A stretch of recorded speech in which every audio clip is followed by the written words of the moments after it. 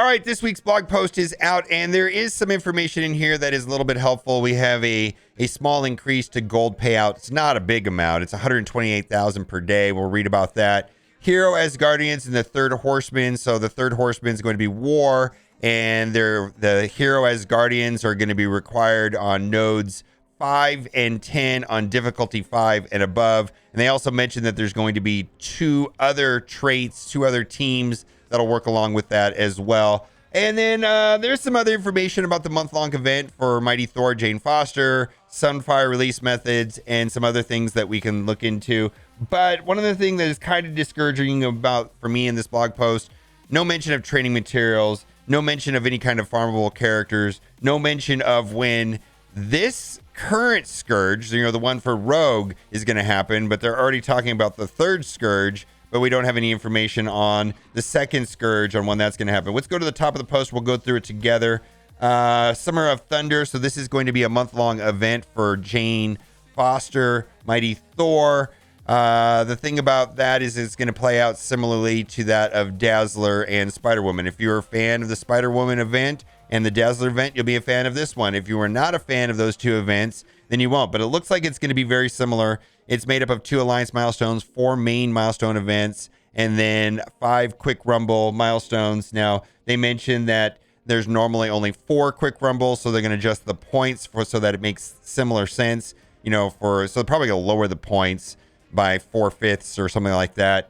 Event schedule. So let's get over the schedule. The main milestone events, Solar Sizzler. So that's going to be for Sunfire, June 30th through the 8th, featuring Sunfire. Victory Blueprint. We'll go over that because that's where you can get the T2 level 4 ISO blue. I believe that's spending teal ISO energy. Space Viking featuring Thor costume.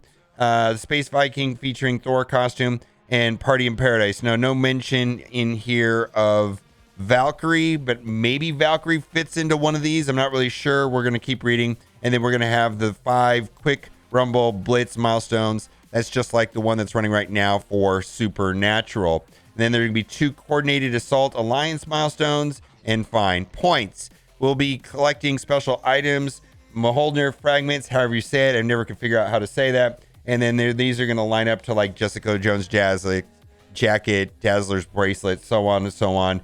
And then there's also going to be 1 Power Core offers throughout the month. So you're going to have to scroll down to the bottom of the offers to find the hidden 1 Power Core. And they show up intermittently at least once or twice a week. Rewards, they're saying that there should be enough people if you get to the 29.5 milestone part to get a 3-star Mighty Thor. And then if you complete all of the milestones, you should have enough points to get a 4-star Thor. So again, if you were happy with the Spider-Woman event, if you were happy with the Dazzler event, which hasn't wrapped up yet, then you're going to be happy with this. If you're not happy with those 2 events, and a lot of people feel that they're a little bit too long, then you're not going to be happy with this event. It's just that simple. And there's going to be a leaderboard. Now, the data mine for this said that it's going to be a blind leaderboard. Now, I noticed in the blog post they don't mention anything about it being blind.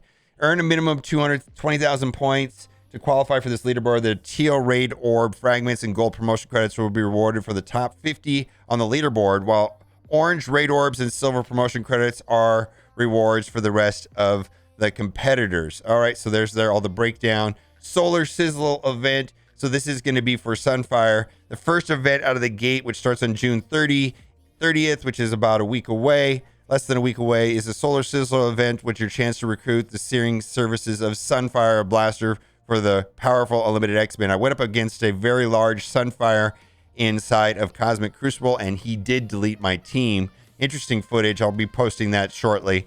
Solar Sizzler milestone. Here's how to soak up points towards this 8-day milestone. Raid battles, 200 points. War battles, 200 points.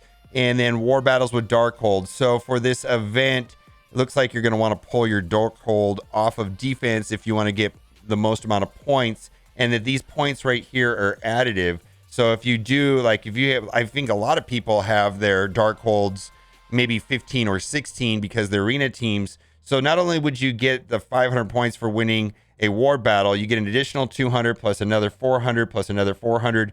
All of them add up together if you have, let's say, like a 15 or a 16. Then this part, not good at all. Spin power cores. Blech. So we'll have to do the exact math, but I'm going to guess that the last couple milestones here are going to be unachievable, free to play. We'll have to see how it actually plays out, but it'll be a function of spending power cores to get to the last milestones, and it'll be some sort of convoluted order.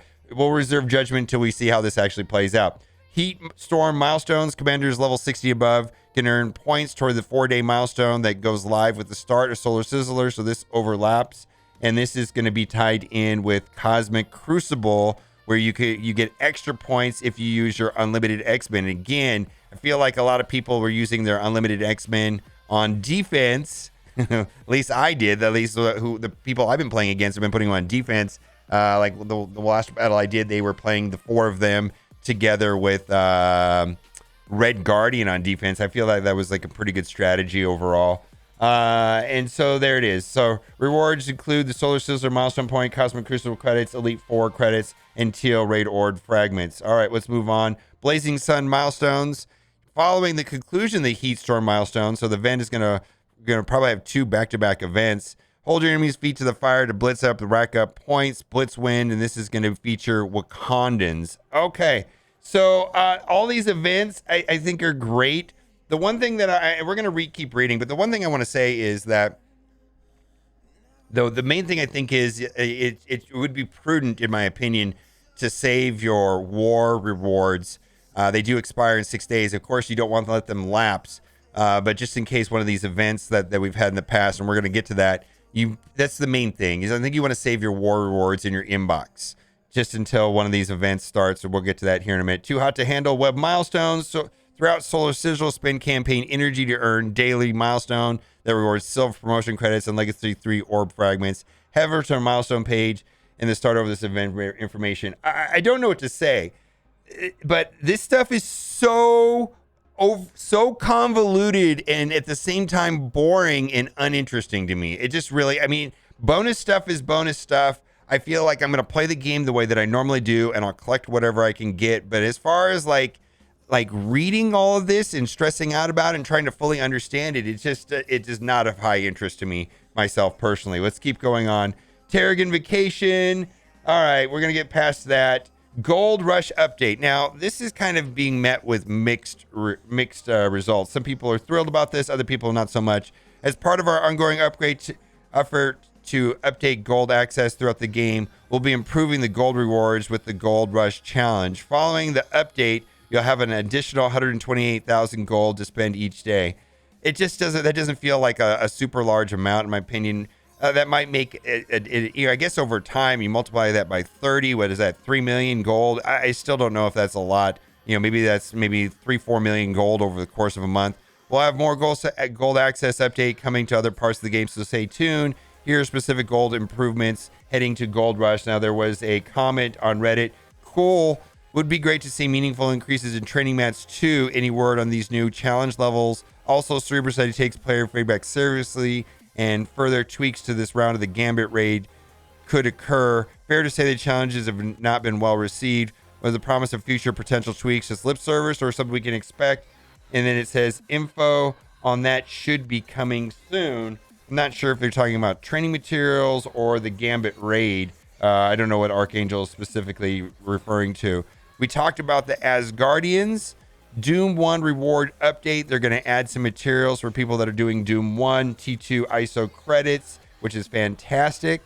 And then we're going to get our weekly events. I feel like the most important one here is that there's going to be the Mega Red event, which is going to be June 27th, which is, I believe it was on a Monday, for a Mega Red. A lot of people have been waiting for that. The rest of this is kind of normal monthly events, Nowhere Heist, Relic Hunt, and so on. What do you think about all this? I mean, I like that they're giving us some information about the hero Asgardians. I think a lot of people were calling that this was going to be for the next Scourge event. And I feel like more gold is good. I think people should, whenever we get more gold, we should take it for sure. I don't know if that's enough, but also not having training materials on that makes it not as attractive to me. Training materials is definitely what I need. Let me know what you think in the comment section. And as always, thanks for watching and keep on gaming.